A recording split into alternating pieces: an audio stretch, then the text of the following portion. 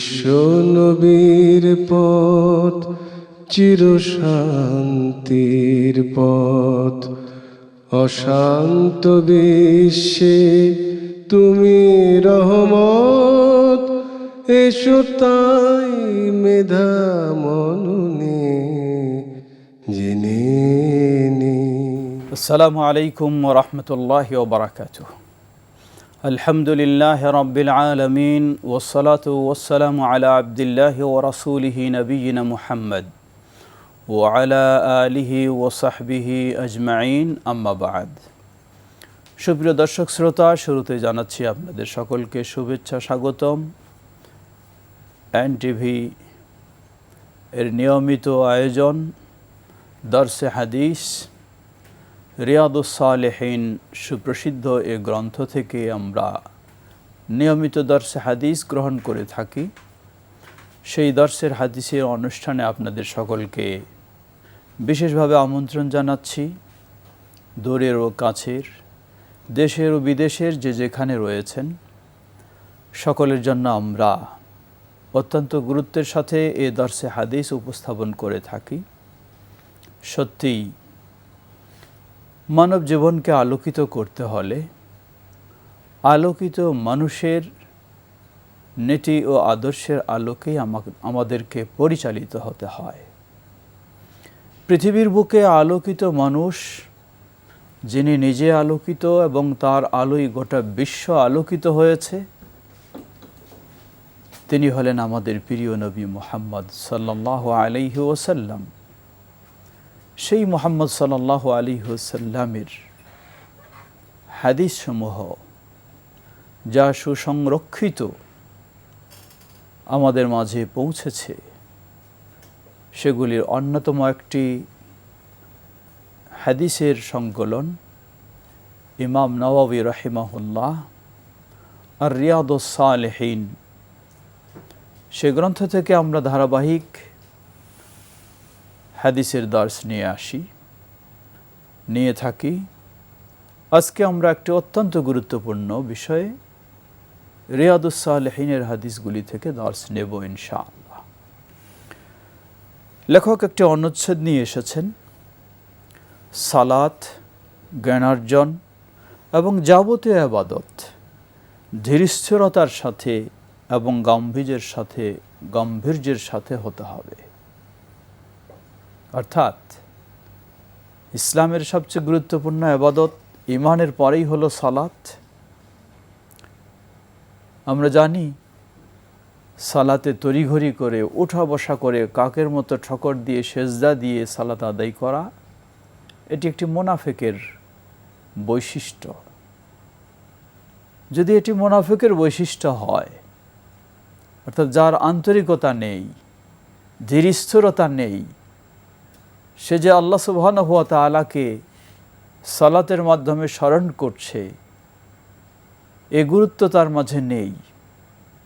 পক্ষান্তরে মুমিনের সালাত হবে ধীরস্থিরতার সাথে। শুধু সালাত ধীরস্থিরতার সাথে হওয়া নয়, সালাতের উদ্দেশ্যে আমরা যাব, সেটাও হতে হবে ধীরস্থিরতার সাথে। এজন্য লেখক রাহিমাহুল্লাহ তিনি এখানে প্রথমে একটি আয়াত নিয়ে এসেছেন, সূরা আল হজ্জের ৩২ নম্বর আয়াতের অংশ। আল্লাহ রাব্বুল আলামিন বলেন, ওয়ামান ইউআযযিম শাআইরাল্লাহ ফাইন্নাহা মিন তাকওয়াল কুলুব। ইসলামের আল্লাহর পক্ষ থেকে দেওয়া যে বিধিবিধান, যে ইবাদত, যে নিদর্শনাবলী, এগুলির প্রতি যে সম্মান মর্যাদা প্রদর্শন করে, ফাইন্নাহা মিন তাকওয়াল কুলুব, এটা এমনি আসে না। এটা মানুষের হৃদয়ের ভিতরে যে তাকওয়া রয়েছে, সেই তাকওয়ার মাধ্যমে এই সব কিছুর প্রতি যথাযথ সম্মান মর্যাদা প্রদর্শন হয়ে থাকে। অর্থাৎ বোঝা যায় এই আয়াত থেকে, যার ভিতরে তাকওয়া ভালো রয়েছে, সে অত্যন্ত মর্যাদা দিয়ে, গুরুত্ব দিয়ে সালাত আদায় করবে, সিয়াম পালন করবে, যাকাত দেবে, তথা ইসলামের সব কাজেই এই মর্যাদা দিয়ে গুরুত্বের সাথে করবে। পক্ষান্তরে যার ভিতরে সেই তাকওয়ার অভাব রয়েছে সে তো দায়ে সারা কাজ করবে, তার মাঝে ধীরস্থিরতা না থাকতে পারে বা থাকবে না, এটাই স্বাভাবিক। সে জাস্ট একটা, যেন মানুষ না বলে যে সে সালাত আদায় করেনি, এজন্যই সালাত আদায় করে। এজন্য তার অন্তরের যে একটা ভিতর থেকে এর প্রতি গুরুত্ব, শ্রদ্ধা, অনুভূতি, সেটা থাকবে না। সর্বোপরি এই আয়াত আমাদেরকে শিক্ষা দিচ্ছে ইসলামের যে কোনো ইবাদত অবশ্যই গুরুত্ব দিয়ে ধীরস্থিরতার সাথে করতে হবে। আপনি বাস্তব জীবনে লক্ষ্য করুন, আপনি আপনার পেশা জীবনে যে পেশারই পেশাজীবী হন না কেন, প্রতিটি কাজেই আপনাকে আন্তরিকভাবে গুরুত্ব দিয়ে গভীর মনোযোগে আপনাকে করতে হবে, তাহলে সেখানে আপনি সফল হতে পারবেন। আপনি কৃষি কাজ করেন, অসুবিধা নেই, কিন্তু সেটাও যদি আপনি দায়ে সারা কৃষি কাজ করেন, কখনো আপনি সফল হবেন না। আপনি যত বড় ব্যবসা করুন না কেন, কখনো আপনি দায়ে সারা ব্যবসা করেন না। নিশ্চয়ই আপনি গভীর মনোযোগে এবং অত্যন্ত সর্বোচ্চ গুরুত্ব দিয়ে আপনি আপনার ব্যবসায়িক কর্মকাণ্ড পরিচালনা করেন, যার ফলে আপনি সেখানে সফলতা লাভ করেন। আপনি কোথাও জব করছেন, সেখানেও যদি আপনি দায়ে সারা জব করেন, আপনার ডিউটি পালন করেন, দেখা যাবে হয়তো আপনার চাকরি টিকবে না। আর যদি আপনি গভীর মনোযোগ দিয়ে আন্তরিকতার সাথে গুরুত্ব দিয়ে আপনার ডিউটি পালন করেন, তাহলে চাকরি তো বহাল থাকবেই, উপরন্তু আপনার মানোন্নয়ন হবে। ঠিক একই বিষয় আমাকে মনে রাখতে হবে ইসলামের প্রতিটি ইবাদতের ক্ষেত্রে। দায়ে সারা নয়, আমি যদি এই ইবাদতের মাধ্যমে মহান রবকে সন্তুষ্ট করতে চাই, মহান রবের কাছে আমি জান্নাত নিশ্চিত করে নিতে চাই, সর্বোচ্চ শ্রেষ্ঠ প্রতিদান, প্রতিফল, তাহলে অবশ্যই আমাকে ইবাদত পালনের ক্ষেত্রে সে ধরনের গুরুত্ব দিতে হবে, সে ধরনের মনোযোগী হতে হবে। অস্থির হয়ে সালাত আদায় করব, তড়িঘড়ি করে দায়ে সারা কয়েকটা সেজদা দিয়ে আমি শেষ করে ফেলব, তাহলে এই সালাত দিয়ে তো আল্লাহকে খুশি করা যাবে না, এই সালাত দিয়ে তো জান্নাত লাভ করা যাবে না, এই সালাত দিয়ে নিজের জীবনের উন্নয়ন আশা করা যায় না। সালাত যেমন ঠিক ইসলামের প্রতিটি ইবাদত, আপনি ইসলামের জ্ঞান অর্জন করবেন, সেই জ্ঞান অর্জনও যদি আপনার দায় সারা হয়, জাস্ট একটা রুটিন তৈরি করে নিলেন, নিয়মিত কিছু আয়াত পড়বেন, কিছু হাদিস পড়বেন, একটা রুটিন পালন করা শুধু, তাহলে সেখানেও আপনি কখনো সফল হতে পারবেন না। সেই জ্ঞান অর্জন আপনার হতে হবে ধীরস্থিরতার সাথে, বোঝার মাধ্যমে, আন্তরিকতার সাথে, গুরুত্বের সাথে, তাহলে আপনি শিক্ষা নিতে পারবেন। সেই শিক্ষা দিয়ে নিজেকে আপনি আলোকিত করতে পারবেন, না হলে কখনোই সম্ভব নয়। সুপ্রিয় দর্শক শ্রোতা, আসুন ইমাম নববী রাহিমাহুল্লাহ এখানে দুটি মূল্যবান হাদিস নিয়ে এসেছেন, যেগুলি দিয়ে তিনি এই বিষয়কে আরও গুরুত্ব দিয়ে বোঝাতে চাচ্ছেন। প্রথম হাদিস নিয়ে এসেছেন প্রসিদ্ধ সাহাবী আবু হুরায়রা রাদিয়াল্লাহু তাআলা আনহু, তিনি বর্ণনা করছেন, তিনি বলেন যে আমি শুনেছি রাসূল সাল্লাল্লাহু আলাইহি ওয়াসাল্লাম বলেন, ইদা উকিমাতিস সালাহ ফালা তা'তুহা ওয়া আনতুম তাসআউনা ওয়া'তুহা ওয়া আনতুম তামশুনা ওয়া আলাইকুমুস সাকিনাহ ফামা আদরাকতুম ফাসাল্লু ওয়া মা ফাতাকুম ফাআতিম্মু, মুত্তাফাকুন আলাইহি। সহিহুল বুখারী ও মুসলিমের হাদিস। সাহাবী আবু হুরায়রা রাদিয়াল্লাহু আনহু তিনি বর্ণনা করছেন, আমি শুনেছি রাসূলুল্লাহ সাল্লাল্লাহু আলাইহি ওয়াসাল্লাম বলেছেন, যখন সালাতের ইকামত দেওয়া হয়, ইকামত হয়েছে, জামাত শুরু হবে, ফালা তা'তুহা ওয়া আনতুম তাসআউন, তোমরা দৌড়ঝাঁপ দিয়ে আসো না, বরং তোমরা সুন্দরভাবে ধীরে স্থিরে পায়ে হেঁটে আসো। ওয়া আলাইকুমুস সাকিনাহ, অত্যন্ত ধীরস্থিরভাবে তোমরা আসবে। ফামা আদরাকতুম ফাসাল্লু, যতটুকু ইমামের সাথে পাবে ততটুকু পড়বে। ওয়ামা ফাতাকুম ফাআতিম্মু, আর যেটুকু ছুটে যাবে সেটি ইমামের সালাম ফেরানোর পর তোমরা সালাম না ফিরিয়ে সেটি পরিপূর্ণ করে তারপর সালাম ফেরাবে। সুপ্রিয় দর্শক শ্রোতা, বিশেষ করে আমাদের পুরুষদেরকে আমরা লক্ষ্য করে হাদিসটি একটু ব্যাখ্যা করতে চাই। সবাই কাজে ব্যস্ত থাকবো, এটাই স্বাভাবিক। তো এই ব্যস্ততার মাঝেই আমাদেরকে 5 ওয়াক্ত সালাত ঠিকভাবে আদায় করতে হবে। কারণ যেই আল্লাহ আমাদেরকে সুস্থ রেখেছেন, যার নেয়ামত সুস্থতা লাভ করে আমরা আমাদের দৈনন্দিন কার্যক্রম করতে পারি, তার কৃতজ্ঞতা প্রকাশার্থে 5 বার আমাদেরকে সালাত আদায় করতেই হবে।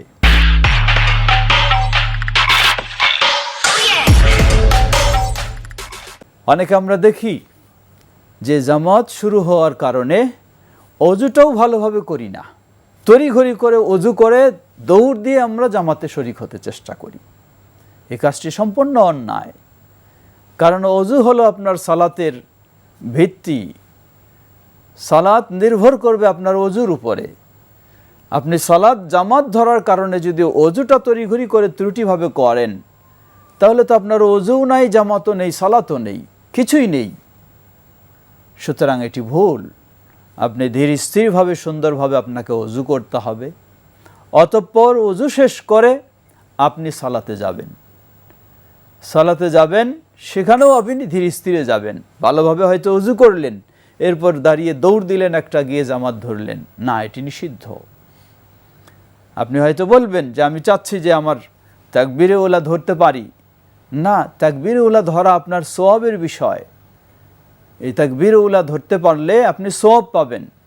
কিন্তু দৌড় দিয়ে যাওয়ার কারণে, তড়িঘড়ি করার কারণে আপনি রাসূল সাল্লাল্লাহু আলাইহি ওয়াসাল্লামের একটা নিষেধাজ্ঞার মধ্যে লিপ্ত হলেন, একটা নিষিদ্ধ কাজে জড়িয়ে গেলেন। তাহলে আপনি কিছু অতিরিক্ত সওয়াব নেওয়ার জন্য গুনাহে লিপ্ত হয়ে গেলেন। উপরন্তু সালাতে গিয়ে আপনি একাগ্রতার সাথে কমপক্ষে দৌড় দিয়ে গিয়ে যদি জামাতে দাঁড়ানো হয়, প্রথম 1 রাকাত যতক্ষণ থাকে ততক্ষণ একটা স্বস্তি ফিরে আসে না, অস্থিরতার মধ্যে থাকে, শ্বাস প্রশ্বাস নিতে কেমন কষ্ট হয়। বয়স্ক মানুষ যারা, তাদের জন্য তো আরও বেশি কষ্টের বিষয়। এজন্য কখনোই দৌড়ানো উচিত নয়। ধীর স্থিরেই আমাকে সালাতে গিয়ে যোগদান করতে হবে। ইসলাম সহজ, আলহামদুলিল্লাহ। আল্লাহ রাসূল সাল্লাল্লাহু আলাইহি ওয়াসাল্লাম বলেছেন, দৌড়াবে না তোমরা, ধীর স্থিরে যাও, গিয়ে যতটুকু পাবে, 4 রাকাতের জায়গায় 2 রাকাত পেলেন, 3 রাকাত পেলেন বা 1 রাকাত পেলেন, ততটুকুই আপনি ইমামের সাথে অংশগ্রহণ করবেন। ইমাম সালাম ফেরাবে, দাঁড়িয়ে আপনি বাকিটুকু অবশিষ্ট সালাত আপনি পরিপূর্ণ করবেন, করে আপনি সালাম ফেরাবেন। আলহামদুলিল্লাহ, ইসলাম সহজ। ঠিক একইভাবে এটি শুধু সালাতের ক্ষেত্রে নয়, ইসলামের প্রতিটি বিষয়ের ক্ষেত্রে।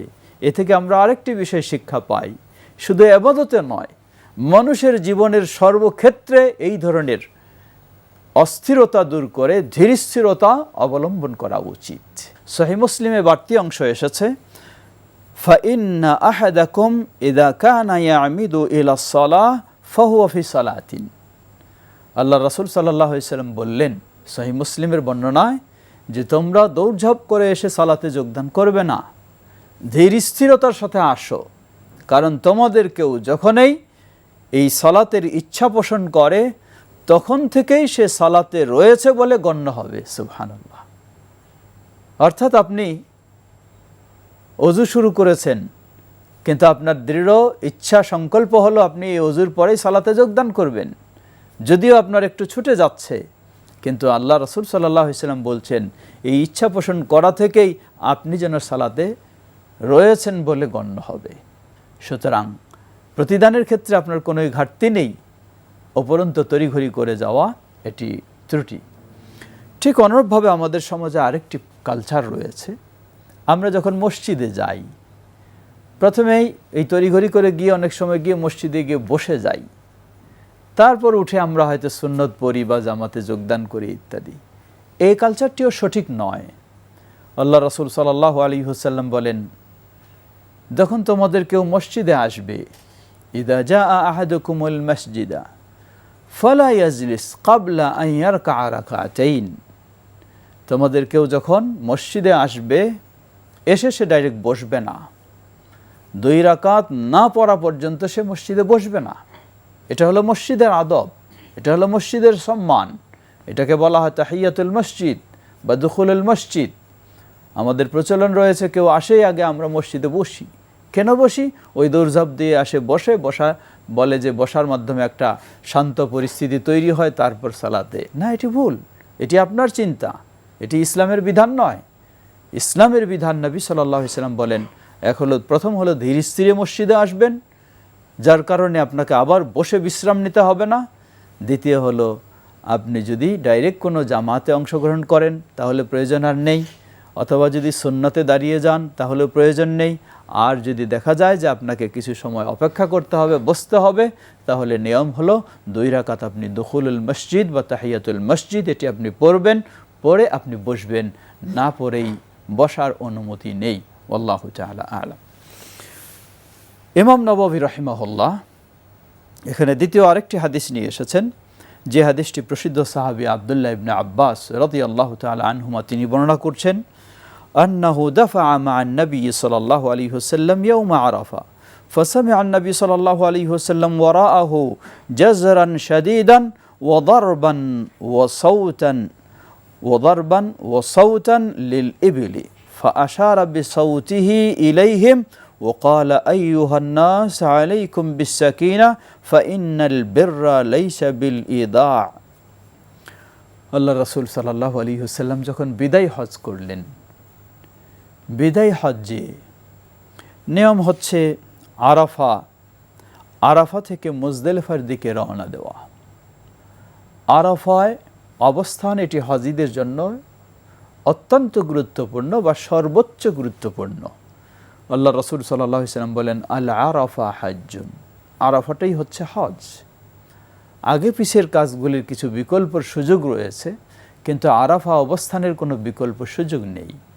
তো আরাফায় অবস্থান একটা গুরুত্বপূর্ণ বিষয়। দ্বিতীয় হলো ওয়াজিব বিষয় হলো ইলা গুরুবিশ শামস, সূর্য অস্ত যাওয়া পর্যন্ত আরাফার ময়দানে অবস্থান করতে হয়। সূর্য অস্ত যাবে, কিন্তু আরাফার ময়দানে মাগরিবের সালাত আদায় করা যাবে না। এটি অত্যন্ত একটি গুরুত্বপূর্ণ বিষয়, বিশেষ করে হাজীদের জন্য একটি শিক্ষণীয় বিষয়। ইসলামের সব নিয়ম সমানভাবে সব জায়গায় প্রয়োগ করা যায় না। যে কোনো জায়গায় আপনি রয়েছেন, মাগরিব হয়েছে, সূর্য অস্ত গেছে, আপনি আর বিলম্ব করবেন না, এখন মাগরিবের সালাত আদায় করবেন। কিন্তু আরাফার ময়দানে যখন আপনি অবস্থান করবেন, সেখানে সূর্য অস্ত যাওয়া পর্যন্ত আপনাকে অবস্থান করতে হবে। কিন্তু সূর্য অস্ত গেলেও মাগরিবের সালাত আপনি সেখানে আদায় করবেন এমন অনুমতি নেই। এটাই রাসূল সাল্লাল্লাহু আলাইহি ওয়াসাল্লামের বিধান সেই হজ্জের ময়দানে। সূর্য অস্ত যাওয়ার পর কেউ হয়তো ভাববেন যে যেহেতু মাগরিব এখানে পড়িনি, আমাকে মুজদালিফায় গিয়ে পড়তে হবে, খুব দ্রুত তড়িঘড়ি করে আমি মুজদালিফায় পৌঁছি যাতে সেখানে গিয়ে আমি মাগরিব পড়ব। আব্দুল্লাহ ইবনে আব্বাস রাদিয়াল্লাহু আনহু বলছেন এই হাদিসে, নবী সাল্লাল্লাহু আলাইহি ওয়াসাল্লামের সাথে তিনি সেই আরাফা থেকে মুজদালিফার উদ্দেশ্যে যখন রওনা দেন, নবী সাল্লাল্লাহু আলাইহি ওয়াসাল্লাম পিছন দিক থেকে কিছু আওয়াজ শুনছেন। যারা বাহনে রয়েছে, উটের উপর রয়েছে, তারা কেউ উটকে খুব বেশি পিটাপিটি শুরু করেছে, হাঁকানো শুরু করেছে, যাতে দ্রুত মুজদালিফায় পৌঁছে যায়। নবী সাল্লাল্লাহু আলাইহি ওয়াসাল্লামের কানে এ আওয়াজ আসলে তিনি বুঝলেন মানুষ খুব তড়িঘড়ি করছে মুজদালিফায় যাওয়ার জন্য। রাসূল সাল্লাল্লাহু আলাইহি ওয়াসাল্লাম তাদেরকে লক্ষ্য করে বললেন, আইয়ুহান নাস আলাইকুম বিসসাকিনা, হে মানব সকল, তোমরা ধীর স্থিরে চলো, অস্থির হওয়ার কিছুই নেই, তড়িঘড়ি করার কিছুই নেই, ধীর স্থিরে তোমরা চলো আরাফ মুজদালিফার দিকে। ফাইন্নাল বিররা লাইসা বিলিদা, কারণ এই ধরনের তড়িঘড়ি করে তাড়াহুড়া করার মধ্যে কোনো কল্যাণ নেই, ধীর স্থিরতার মধ্যেই কল্যাণ রয়েছে। সুপ্রিয় দর্শক শ্রোতা, ইমাম নববী রাহিমাহুল্লাহ এই হাদিস দিয়ে, 2 হাদিস দিয়ে এবং একটি আয়াত দিয়ে আমাদের জন্য এই শিক্ষায় তিনি রিয়াদুস সালেহিনে উপস্থাপন করছেন যে আমরা মানুষ হিসাবে আমাদের জীবনে যেমন সালাত, জ্ঞান অর্জন বা হজের কাজ, ওমরার কাজ, ইসলামের যে কোনো ইবাদত, শুধু ইবাদতই নয়, বরং আমাদের জীবনের সকল ক্ষেত্রে আমরা ধীরস্থিরতা এই নীতি অবলম্বন করব, তড়িঘড়ি নীতিকে বর্জন করব। কারণ তড়িঘড়ির মাঝে ভালো ফলাফল পাওয়া যায় না। মানুষ লক্ষ্য করবেন, যখন মানুষ তার জীবনে অনেক বড় বড় ভুল করে ফেলে, সব ভুলগুলির পিছনে বলে যে আসলেই আমি তড়িঘড়ি করার কারণে এটা আমার ভুল হয়ে গেছে।